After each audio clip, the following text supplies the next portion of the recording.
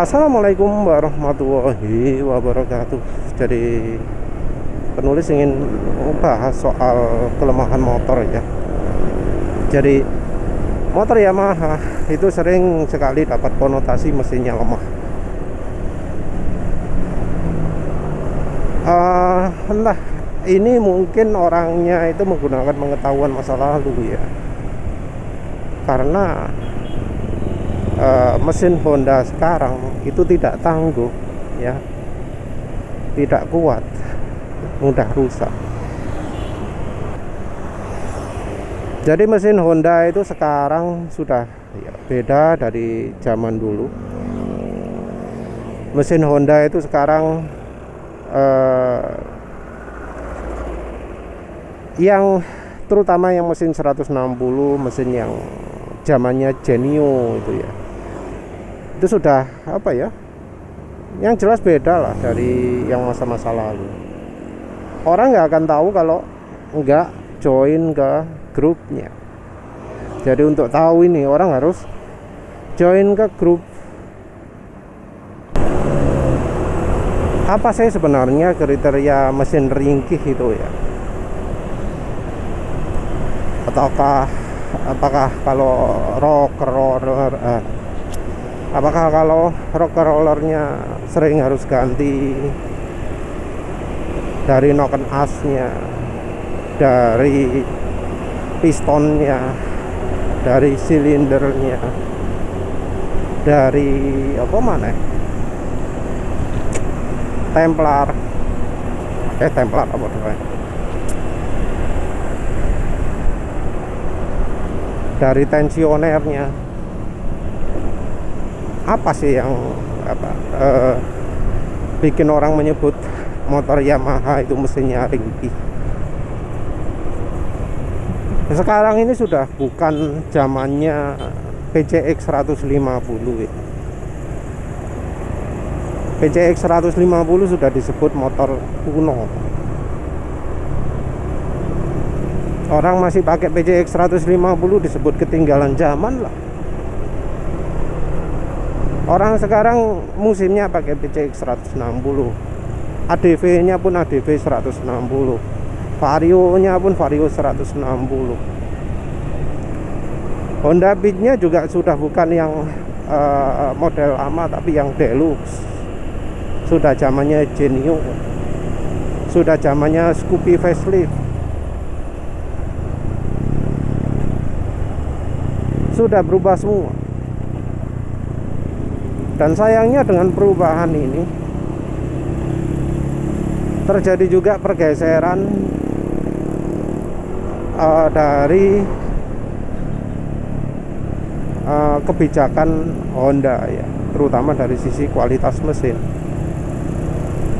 Makin lama makin dirusak kemampuan motornya, reliabilitasnya makin dikorbankan.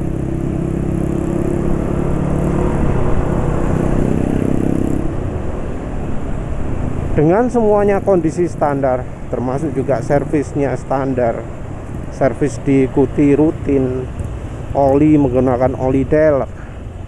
Itu kita lihat banyak kasus pistonnya nyangkut, pistonnya macet di motor macam Honda Beat Deluxe.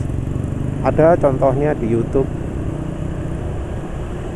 Mungkin ada yang ngomong, oh itu kasus per kasus, mungkin cuma 1:1 juta atau bagaimana. Nah bagaimana terus kalau misalnya ada contoh-contoh lain?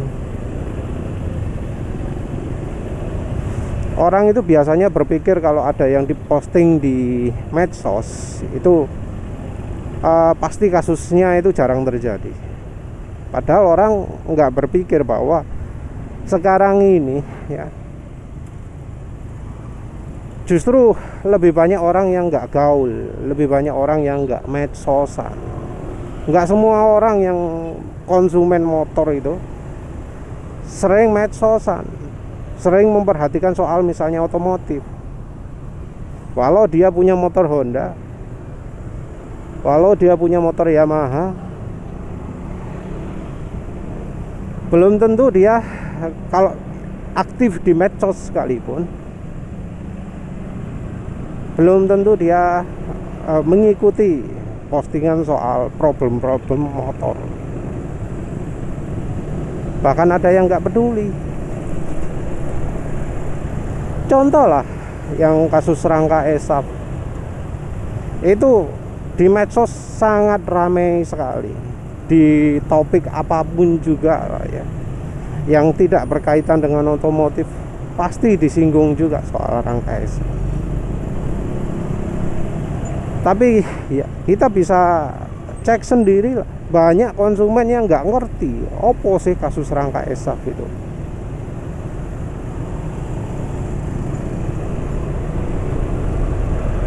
Jadi jelas bahwa ya yang namanya medsos, yang aktif di medsos itu cuma sedikit. Ada kasus pun itu bukan 1:1 juta. Kita jangan melihat itu. Memang ada berapa juta orang aktif di medsos, aktif di grup otomotif. Apalagi kita lihat kebiasaan orang Indonesia. Orang Indonesia itu kan kalau tahu ada penipu, mereka mencoba melindungi kan ya. Walau mereka itu jadi korbannya, walau mereka itu kena ruginya. Orang Indonesia kan pingin, wah orang lain harus jadi korban juga. Gimana caranya orang lain jadi korban biar saya bukan jadi yang sendirian kena tipu. Jadi kalau ada masalah apa-apa ya, walau kena tipu kena apa, coba ditutup-tutupi ya, dengan alasan oh nggak etis, takut jenenge pabriknya rugi. Padahal tujuan sebenarnya dalam hatinya adalah biar orang-orang lain juga pada kena tipu juga. Jadi kalau ada masalah motor sekalipun, dia nggak akan rame-rame. Kalau harus keluar uang ya keluar uang sendiri, harus ngutang ya di sakit-sakit sendiri. Karena pingin orang lain juga merasakan penderitaan yang sama. Karakternya kan seperti itu. Tapi ya tentu ada yang misal pingin minta tolong gitu ya. Mesin saya begini, solusinya apa? Mesin saya begini, solusinya apa? Nah, dari orang-orang yang punya karakter seperti itu ya, yang ya minta tolong ya,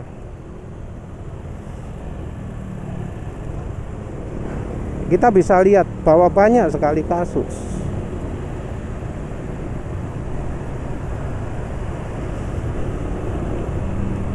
Yang terakhir aja lah, ada kasus mesin rembes. Maaf penulis nggak nyimpen banyak, tapi penulis ada contoh kasus di PCX, ada contoh kasus di Stylo.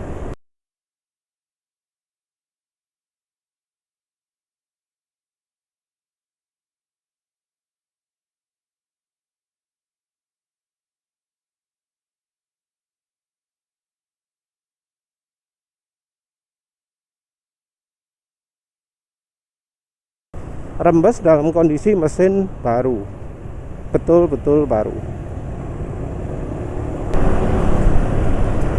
Yang begitu aja sudah menunjukkan ciri masalah ya. Penulis juga kalau nggak salah lihat komplainan di ADW 160, Vario 160 juga kalau nggak salah ya. Nggak disimpan, maaf, harusnya disimpan ya, kopi ya. Dari itu saja wis menunjukkan ada lemah pada mesin. Dan kalau kita perhatikan di grupnya PCX 160, Vario 160, cukup banyak ya yang ya turun mesin. Ya kayak contoh yang di videonya Domaker terakhir lah. Katanya dia sudah 3 kali menangani kasus piston baret di Vario 160. Kalau Domaker nyalakan Pertalite, kalau penulis nyalakan pelumasnya. Sekejam-kejamnya Pertalite, kalau pelumasnya bagus ya menurut penulis ya nggak akan sampai fatal. Karena yang bertugas melumasi dinding silinder itu bukan bensin, tapi oli. Kalau sampai dinding silindernya aus, sampai pistonnya baret-baret, itu pasti ada masalah pada olinya. Entah karena semprotannya kurang merata, entah karena olinya terlalu mudah rusak, dan seterusnya. Orang ngomong Yamaha mesinnya ringkih biasanya adalah orang yang nggak mengikuti grup ya. Mereka cuma ngikutin omongan orang gitu ya. Oh kata bengkel ini, oh kata bengkel ini. Itu tahun kapan? Tahun kapan ada kayak gitu? Ngomong Honda mesinnya kuat, itu tahun kapan? Jangan-jangan ilmu tahun 2010 diterapkan sekarang. Enggak relevan, Mas.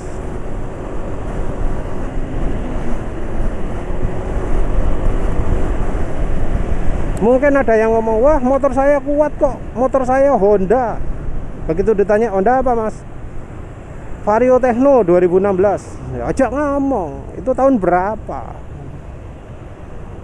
Kita ngomong sekarang. Kita ngomong ya tahun inilah. Aja ngomong motor lawas. Jadi kalau ada kasus apa-apa ya kita harus perhatikan itu informasi tahun kapan. Ya mungkin lah yang ngomong itu senior mekanik ya. Tapi itu ngomong senior mekanik ngomong untuk kejadian kasus tahun kapan. Dia sekarang masih mekanik atau enggak? Karena contohnya Domaker itu dia mekanik dan sekarang ini masih aktif. Dan sekarang ini barusan aja ya ngomong sudah nangani 3 kasus Vario mesinnya seperti itu. Kalau ada yang ngomong kasusnya 1 banding 1 juta, nah emang di daerahnya Domaker itu ada 1 juta Vario 160 kah? Apakah ada 1000? Wes anggap aja lah ada 1000. Maka perbandingan kasusnya jadi 3/1000.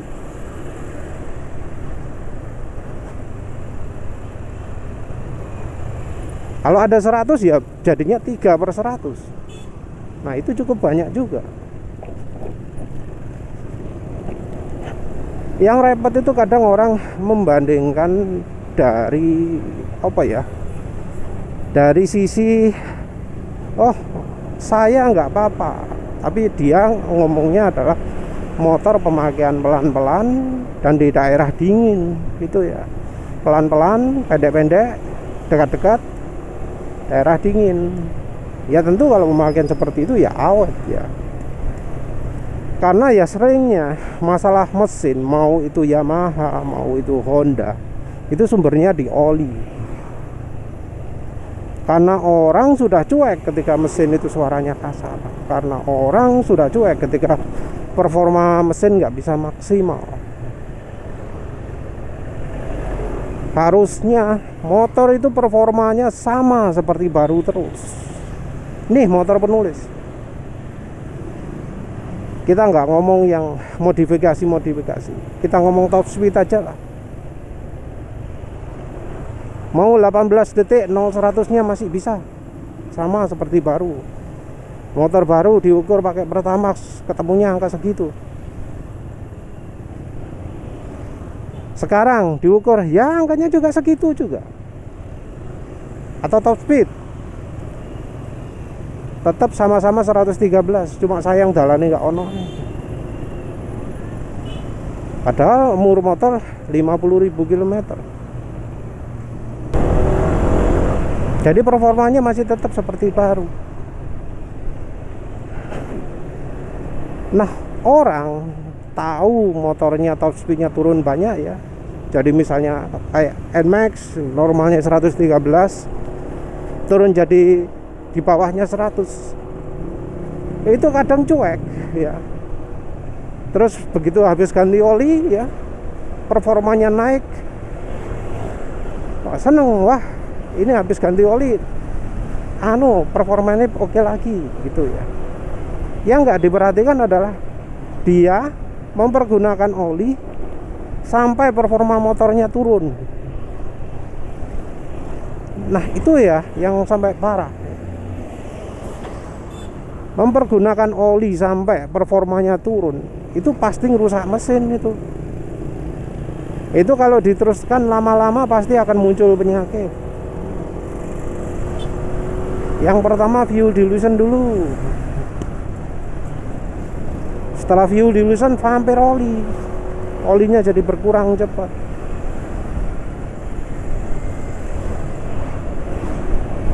Karena orang tidak memperhatikan soal performa, nggak memperhatikan soal suara kasar halus ya.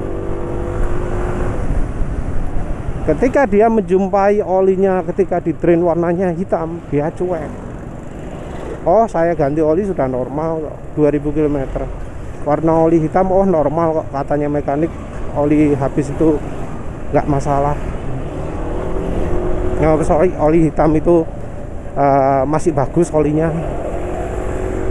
Oli berkurang pun tenang-tenang aja. Oh, kata mekanik memang normal, motor sekarang itu olinya berkurang. Padahal ketika oli di drain itu sampai berkurang separuh, warnanya hitam pekat, itu wis pasti tanda ada masalah pada mesin. Karena harusnya oli itu ketika di drain jangan sampai warnanya hitam, jangan sampai volumenya itu kurang banyak, sampai separuh itu udah terlalu banyak. Nah pasti kemudian akan menyusul penyakit-penyakit seperti rembes ya, rembes di crankshaft, yang kemudian merembet lagi ya. Mau di Yamaha mau di Honda sama aja. Kalau yang Honda biasanya di crankshaftnya itu beltnya jadi kena minyak. Kalau yang di Yamaha bagian magnetonya kena minyak, jadinya kena kena error 12, kena error 58 atau apalah itu ya, yang problemnya crankshaft position sensor. Padahal problemnya di magnetonya kena minyak. Karena magneto kena minyak panas, insulasinya lepas, insulasi lepas ya, konslet rusak dah.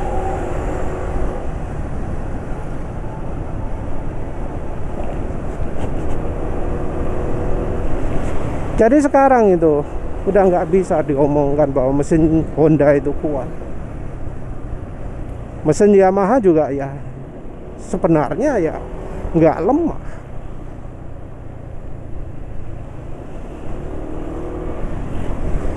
Problemnya ya sebenarnya sama saja. Problem di pelumasan, mau yang Honda mau yang Yamaha, penyebabnya adalah karena pelumas yang kurang baik.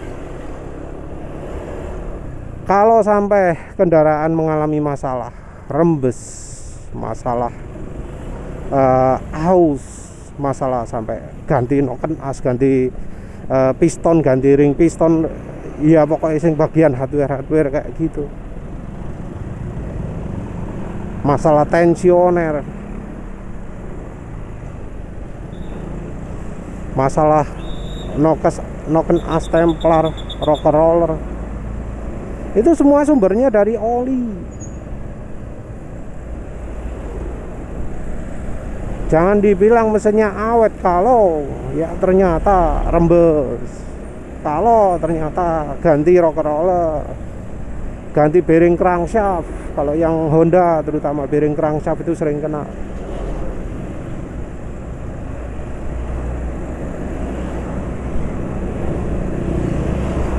Bilang motor Honda mesinnya kuat, ketika bearing crankshaft rusak, apa yang terjadi? Apa yang diomongkan sama mekanik? Oh iya, komponen part sekarang emang cepat rusak. Sudah tahu cepat rusak, tapi masih tetap aja ngomong Honda itu mesinnya kuat. Aneh kan?